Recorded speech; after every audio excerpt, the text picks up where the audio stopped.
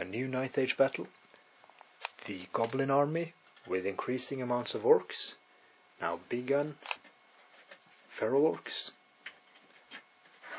And 2 units of 9 trolls, stone trolls and river trolls respectively. Normal boar boys here. Are up against Sauran ancients. This is the new army we've met before. So the local chapter of players is growing. And the Sauran ancient army is Saurus and Temple Guard heavy, with alchemy and flaming banner on the Sauruses. So they're equipped to deal with the trolls. The goblins will be going first, and it's a frontline clash, breakthrough objective. The goblins will be trying to recapture their own castle, their winter castle, and the Sauruses are on an expedition in the old world hinterland of theirs. The Master Wizard has taken his rightful place on the gargantula, and the Sauran ancients are covering their corner. They may have the river trolls advancing through the water. They are heavy on Sauruses.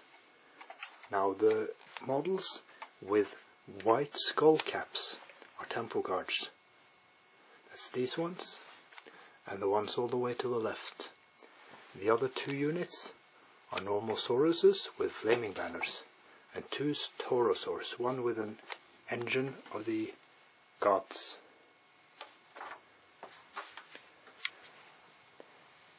Vegan burgers are becoming a mainstay in the wargaming community in southern Norway, thanks to Unwrapped, Prana and Spiregården for the sponsorships of our great success.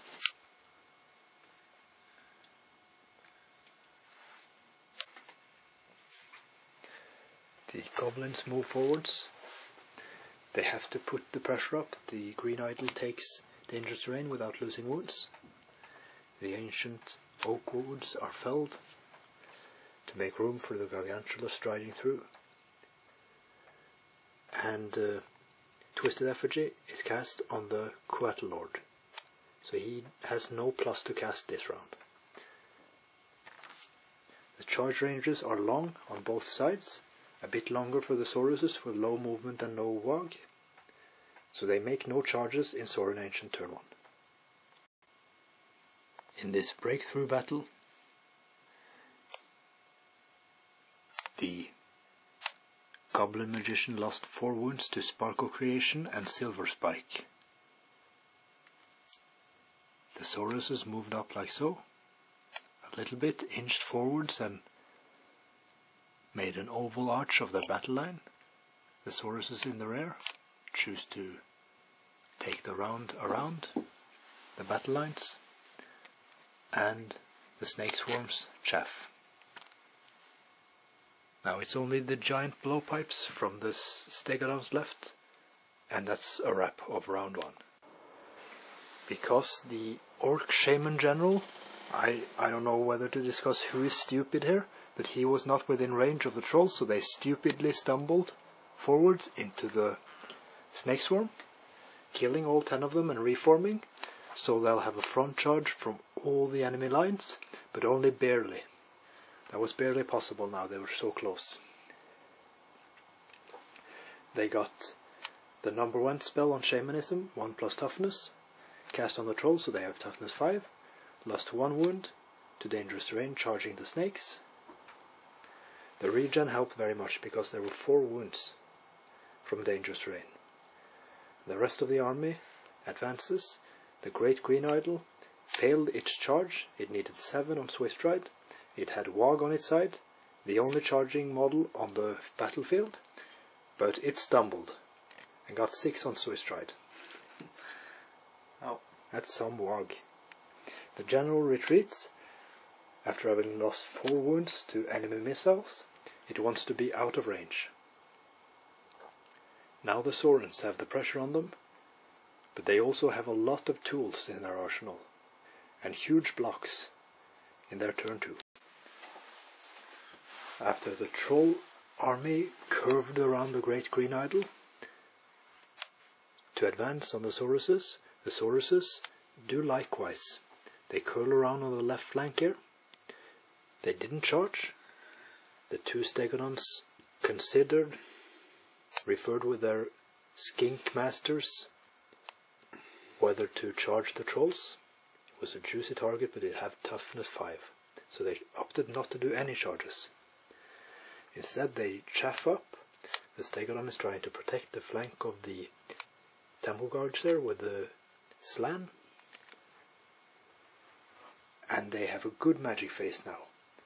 9 veil tokens standard plus 4 in channel, and 5 dice against 5 dispel.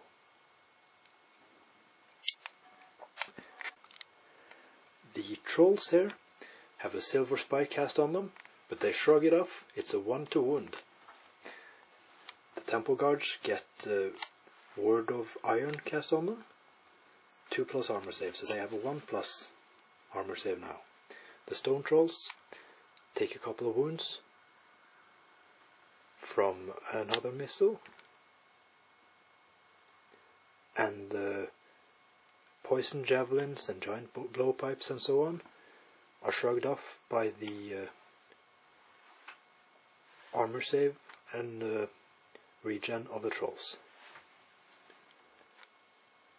It was actually the shot from Engine of the Gods that killed a couple of wounds of the stone trolls, not a magic missile. So now the goblins and orcs and trolls will have to decide whether to charge here. They're within range now, they don't need wag. But they're up against these guys who have healing waters on them and word of iron here, so they have a lot of protection. They've established themselves well in a position of defense. Things are turning around here. The trolls are seeing an opening. They're charging the Saurus warriors, killing 4 of them. No wounds in return. Du är en AP. Ett wound. 1 wound, 4+ regen. So the trolls lose 1 wound. The feral orcs have charged the big bunker alone. The stone trolls have charged a Taurosaur, and the green idol is chaffing.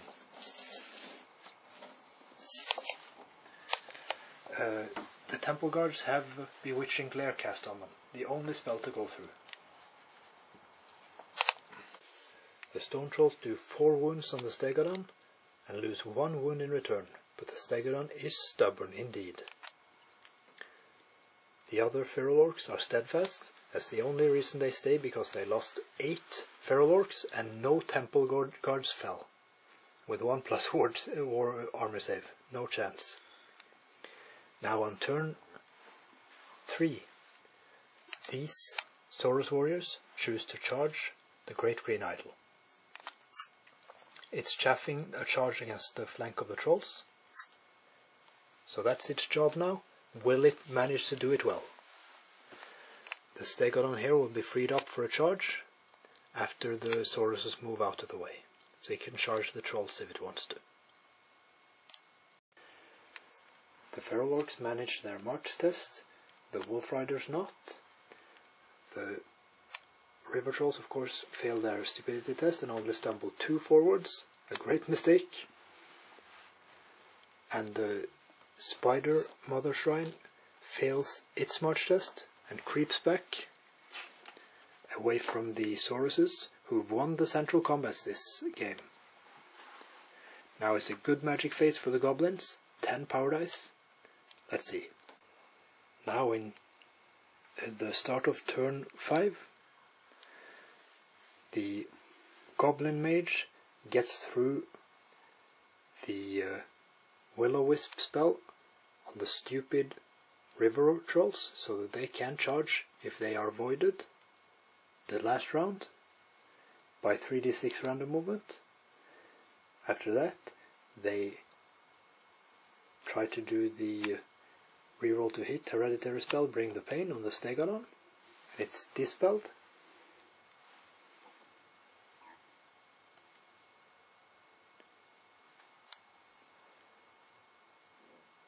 as is their last attempt at doing twisted effigy on the slam mage.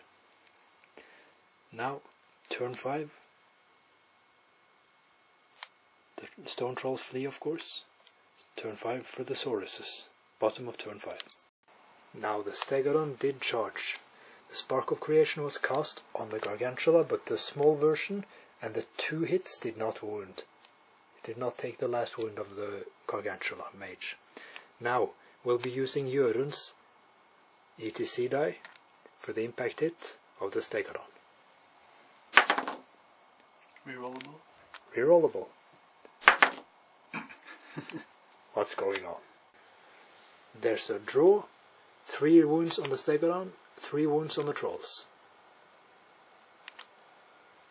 Turn 6 for the orc and goblin. It's turn 6 and everything is turning. The wheel is turning in the direction of the goblins. The goblin mage does what it's meant to do. The original strategy is put into life. It's hiding behind the mountain. It's not out of line of sight, however, but it's hiding behind the mountain. It'll be just beyond march range and the Spark of Creation of the skink priest.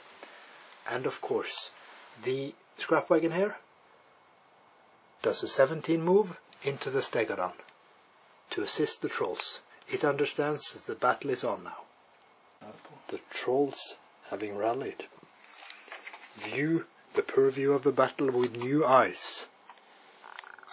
We're winning.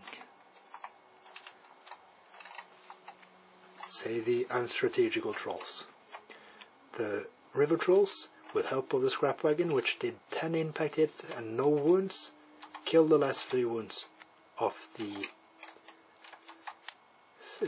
Taurosaurus. The scrap wagon overran, and the river trolls would of course have reformed, but it doesn't seem like it had any point, because it's the last round. The wolf riders are chaffing. They're actually chaffing in one long line, but we're not putting them up. The game is pretty much over, except for the last magic phase of the Saurus Ancients, I think. And the Frenzy Savage Orcs are taking the objective. After having lost 25 warriors against these temple guards in 2 combat rounds, they fled and rallied to take the objective of this game, which the Saurus Ancients, in other terms, pretty much won outright, having killed the BSB, the general, and spread the goblins all over the map. But it was a breakthrough objective, so these guys took it. The Savage Orcs are not devastated from the last round of missile magic. They're still intact. A couple of troll wounds, like water off the river troll's back when it comes to the point score, because the Savage Orcs got the breakthrough objective, and from some incredible mishap, probably a misunderstanding between the dead orc general and the Great Green Idol, the goblins actually seem to have done well in this battle. They have a lot of their troops left, and they have the objective. We'll calculate. The goblins are real good at that.